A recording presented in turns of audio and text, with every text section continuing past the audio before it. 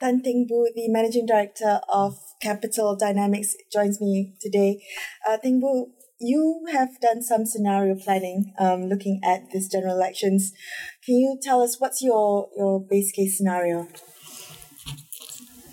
There isn't really any. I think this is, as what many people have said and written, that it is a pretty closely fought. It will be a closely fought contest, and I think in the current environment, if you talk to all types of people from all areas of walks and so on, you find that there's no clear outcome. And if that is the case, then I think what we did is we went through the different scenarios, and we find that we couldn't find a baseline case. Okay. So I think if you would ask me, we look at 5 scenarios. Okay. Why is it that you couldn't find a baseline case? I think there are a few reasons for that. First thing is, this election has got 2+ million new voters,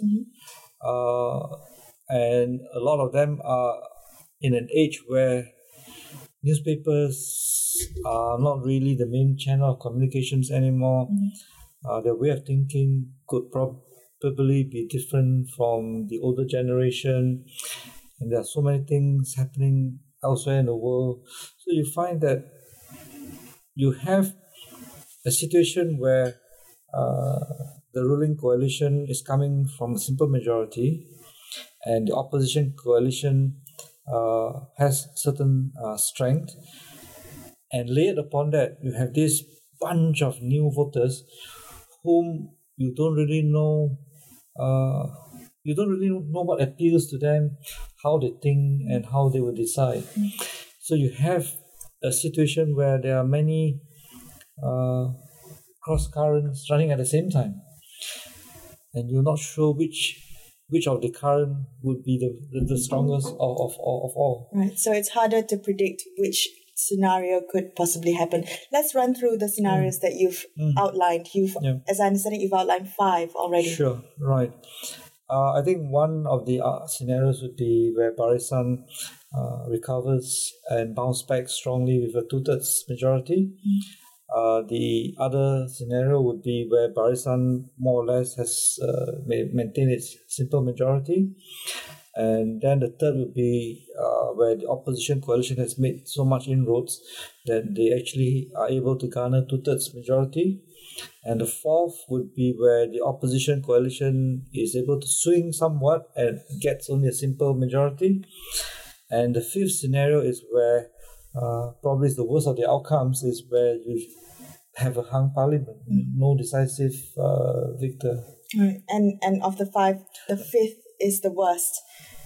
Logically speaking, I think what we're trying to do is to use rational thinking, logical analysis to apply to about 13 million emotional individuals.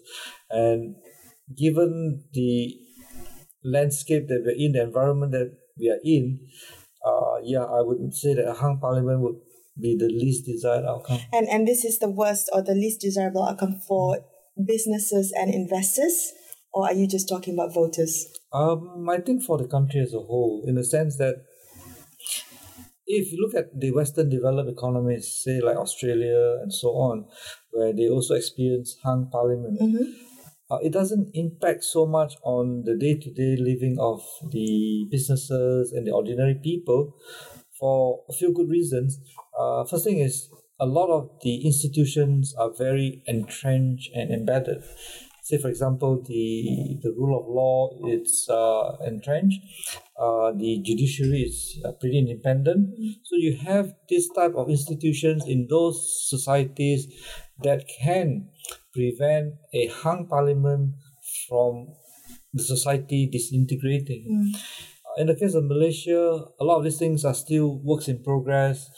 We not have those checks and balances in place. So a hung parliament in that type of institutional vacuum can affect quite a lot of people. Okay, let's talk about what we should do So you've got five scenarios, and you say you can't pinpoint any specific one as a likely outcome. So then, what are you telling your clients to do now? We have 5 possible scenarios. Unfortunately, the way we analyze it is that there's only one outcome, and the outcome is on the worrying side, in the sense that if you look at a situation where the ruling coalition wins with 2/3 majority, I am worried whether that would be accepted by the rest of the population as something that was fair and clean, and whether we see a repeat of the protests and so on. If the ruling coalition wins with a simple majority again, then, as the 4th Prime Minister has already said, that the incumbent Prime Minister would probably have to be replaced. In that case, then you might have a situation where the new Prime Minister would have no popular mandate again, like what we have in 2008, 2009.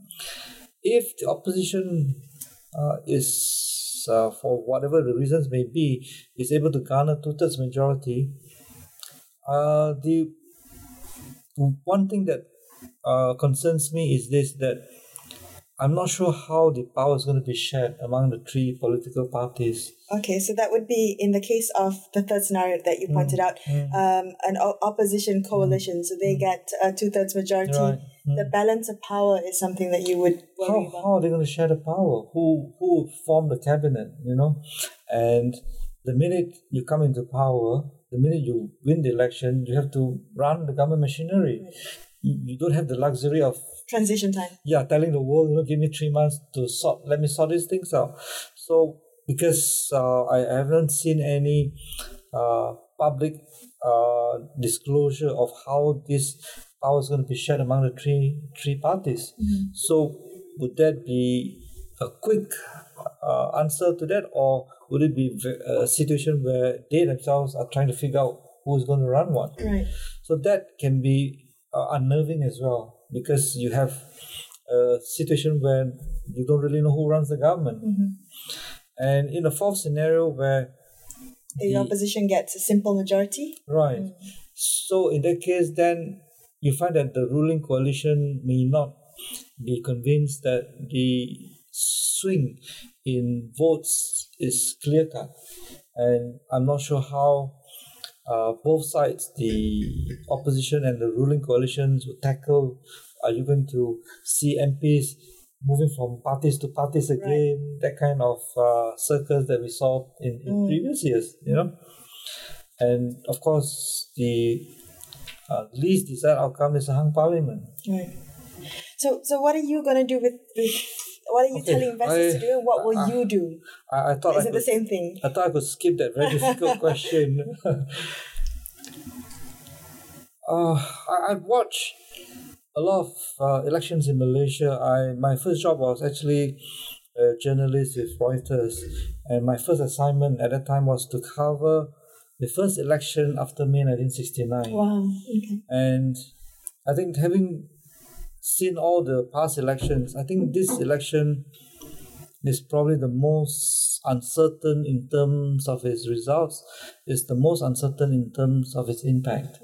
And being a very conservative type fund manager, very conservative advisor, we take a very prudent stance, in the sense that I think we would prefer to adopt the very kiasu type of approach, wait and see.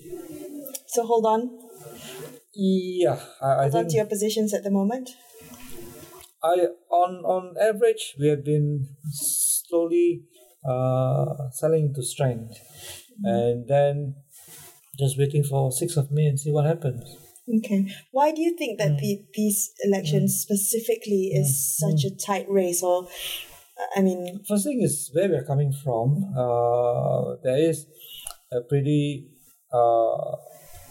strong movement on the opposition side from the 2008 election, and then the second major uncertainty is the 2+ million new voters, and a big bunch of them are people who are in their 20s voting for the first time.